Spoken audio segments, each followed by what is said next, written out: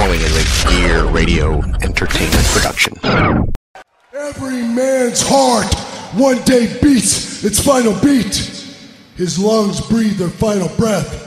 And if what that man did in his life makes the blood pulse through the body of others and makes them bleed deeper in something than larger than life, then his essence, his spirit will be immortalized by the storytellers, by the loyalty, by the memory of those who honor him and make the running the man did live forever. You are the legend makers of Ultimate Warrior.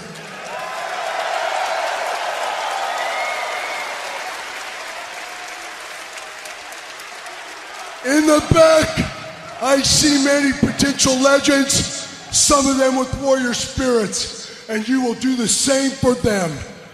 You will decide if they lived with a passion and intensity, so much so that you will tell your stories and you will make them legends as well.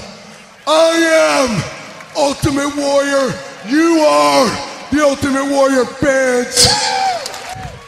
And the spirit of Ultimate Warrior will run forever!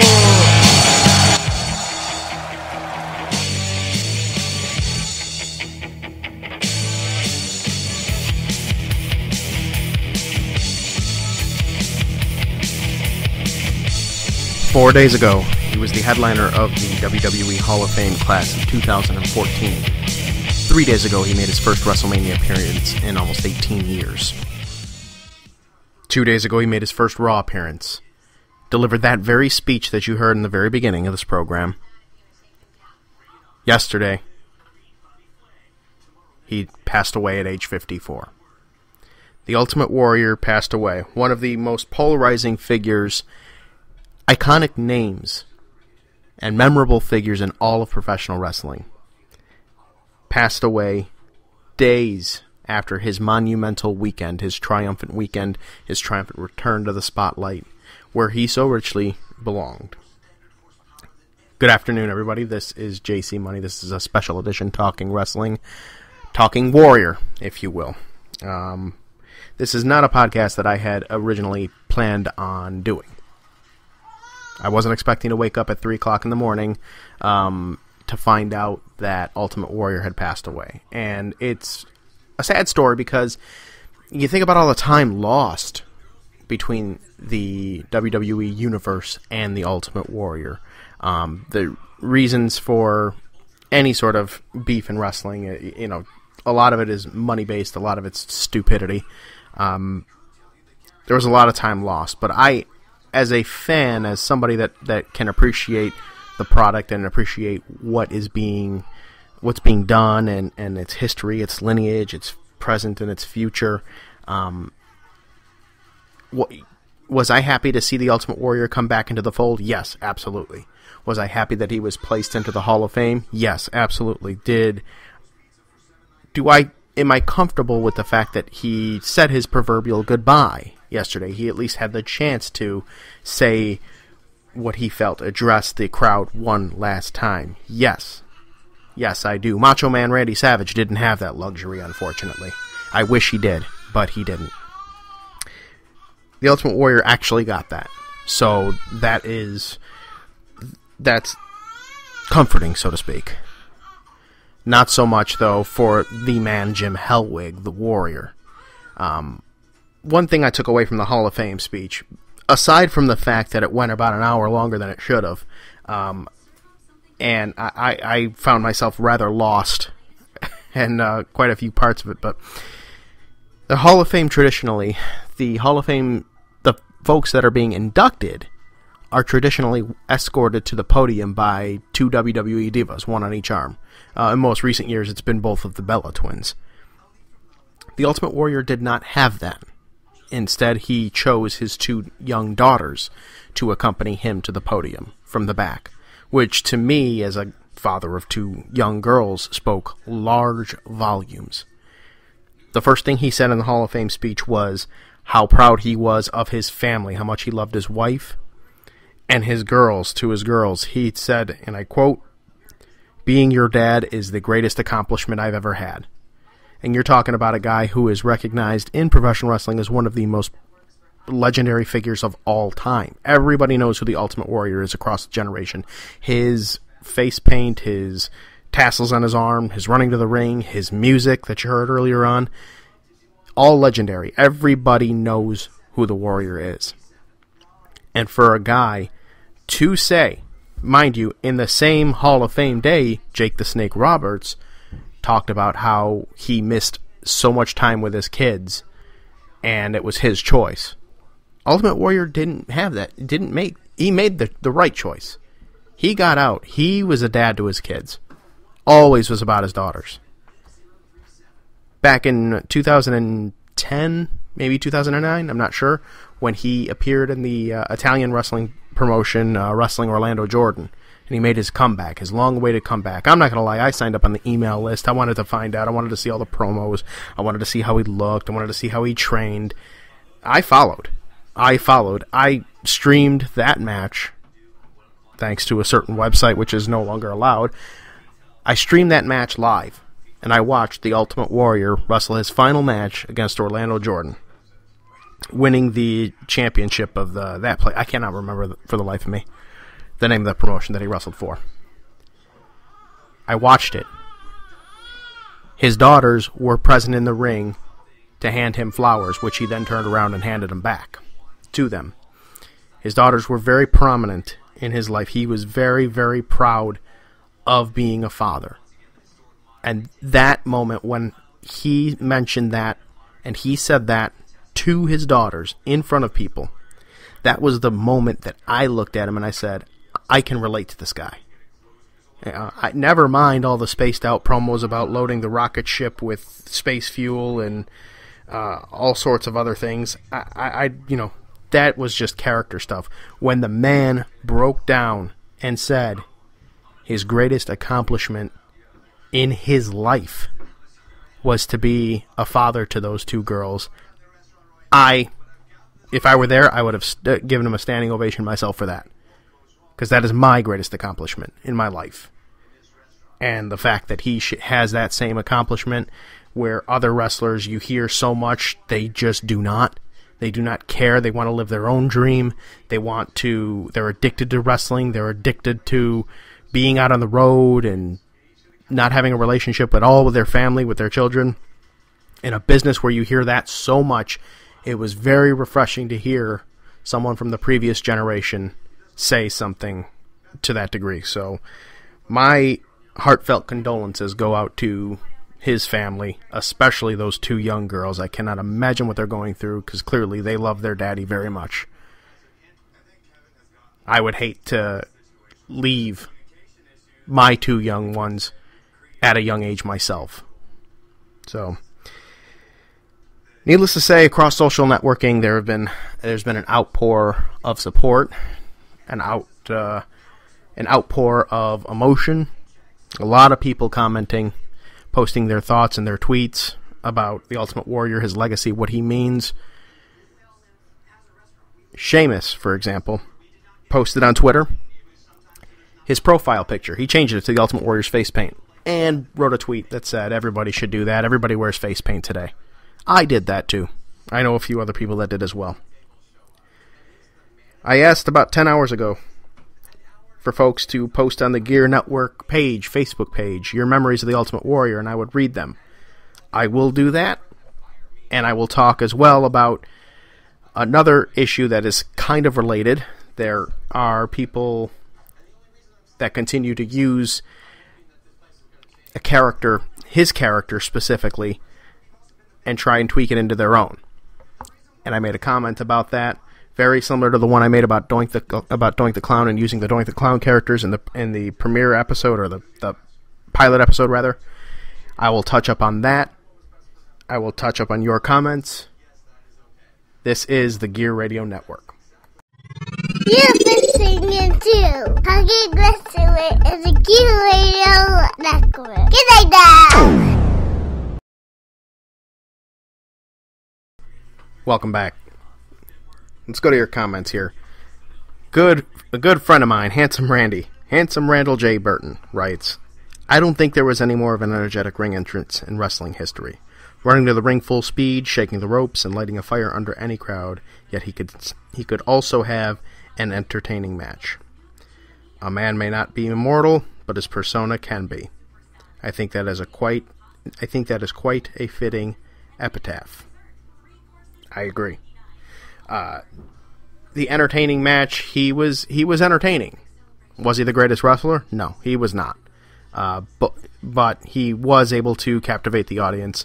He was able to entertain them, and in the grand scheme of things, that's all that matters. Dan Casper, Danny K, writes, even with all the craziness over the years, I have to say the Warrior transcended wrestling as one of the most well-known characters ever. People who didn't watch wrestling have heard of him. He was an outspoken man that always believed what he spoke. Someone who seemed to never have regrets and live life to the fullest. From SummerSlam taking out Honky Tonk Man to WrestleMania 6 with Hogan to the Undertaker Jake the Snake Roberts feud, through retiring the Macho Man and beyond, his impact helped shape my childhood. Godspeed, Warrior. All very, very, very big landmark things. It's interesting because you never know the legacy of a person. You never know the impact that they have until they're gone. Every news outlet has carried this. ABC News had it on there, had a story about it on there. TMZ, of course, they cover everything. But TMZ covered it. CBS, NBC, MSNBC, Fox News, Fox Sports, all of them covered the Ultimate Warrior. So Casper's right. Everybody knows the Ultimate Warrior. Everybody knew what he was, and that's really all it's about. He didn't have to win any titles. He did, but he didn't have to win any titles. Hell, he didn't have to win any matches. He connected. He was original. He was unique. At a period of time when wrestling was booming and people were looking for that unique character. He wasn't that, Pedro Morales type, pot-bellied, big-chested, hair all over their body type wrestler of the 70s. He was this, 80s rock band hair, mullet type deal, chiseled body. I mean, he looked like a god, a Greek god. That was what stood out to a lot of people. Certainly fit the Vince McMahon mold. Alex Mikado, another good friend of mine, says, I shall wrap neon shoestring around my arms as I work out at the gym tonight. Looking at the speech he made on Raw, it was as if he was calling his shot. But if he knew he was going to go, at least he said goodbye. That's true. Again, Macho Man Randy Savage didn't have that luxury. And a lot of people wish he did. Could you imagine Randy Savage's Hall of Fame speech? That would have been something. I don't know that it would have been as long as the Warriors or with as much rambled, but could you just imagine, ooh, yeah! It was something that I wish I could have seen. Eventually, when he is inducted, we'll get the Genius, I guess, talking, so I guess that's good, but it's not Randy Savage good. Now, turning it over to a local subject here. This morning, after I found out all the news, I saw the outpouring of support, the memories being posted from different personalities, all the different stuff going on there. I made a post that went across various social networking sites that pretty much said, to the degree of what I said in the pilot episode about folks using their characters, deceased wrestler characters. Most recently, Doink the Clown was used at an OSPW show in Buffalo. Well, there's another promotion called Maximum Force Wrestling, and its owner wrestles as Primal Warpath. And Primal Warpath is a complete Ultimate Warrior ripoff. He dresses in the tassels, he does the face paint the same, he tries to do the same maneuvers, from what I've seen in some matches, does them very poorly. comes out to the music, which is copyrighted and trademarked by the WWE. I guess I'm no better because I used it in the beginning here, but he is legitimately using the Ultimate Warrior character and trying to attach his name to it. And I made a call. I made a call to action, like I did when Terry Cadillac dressed up as Doink the Clown and said he shouldn't be doing that anymore. Be original. Make up your own clown character if you insist on using a clown character. I said the same thing to Warpath. Mostly positive reviews. Most people agreed with me there. There were a few that didn't. It was just JC Money talking again. JC Money rambling. JC Money putting somebody down. I get that a lot. I have a history. I talk a lot. Talk a whole lot. That's what I do. That's why I am where I am and who I am. I don't deny it. I don't sugarcoat it. But if I can go ahead and just recite the exact verbiage that I wrote. I said 10 hours ago. It's only fair that if I make the call to action for Terry Cadillac to stop using Doink the Clown, then Warpath needs to stop painting his face like the Ultimate Warrior and stop using his music. Be original. Rest in peace, Ultimate Warrior.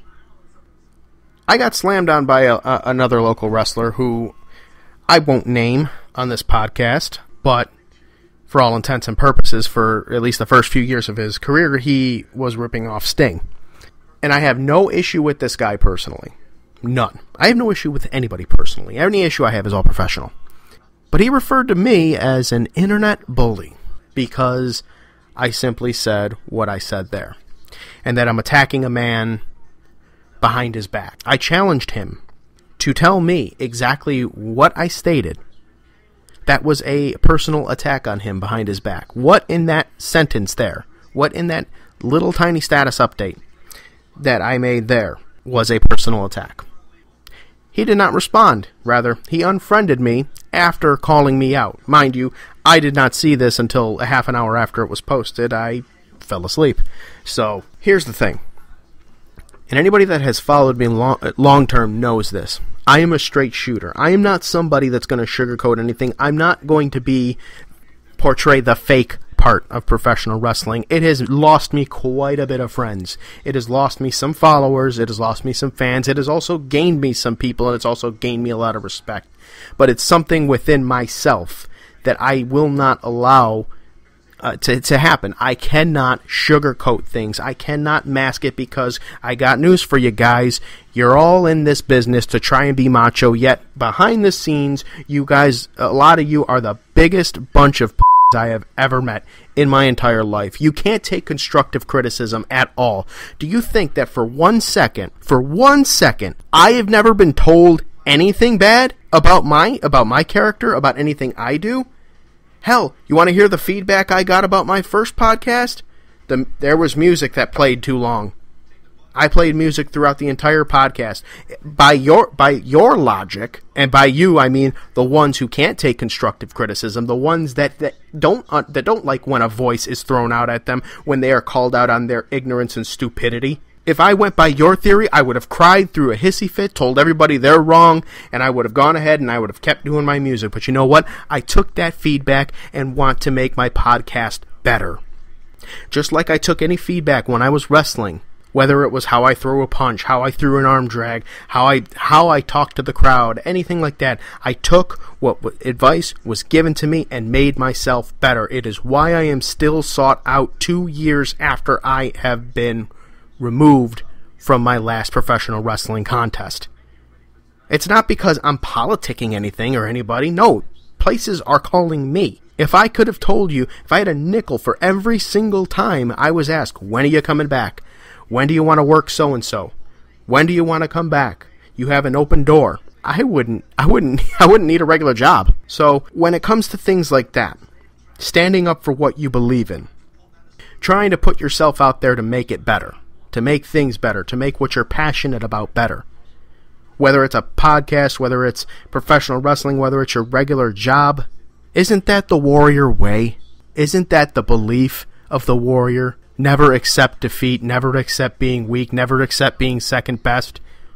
Go through YouTube, you can find a bunch of promos of him saying that. That was his credo. That was what being a warrior was all about. living life to the fullest, helping others, making themselves better.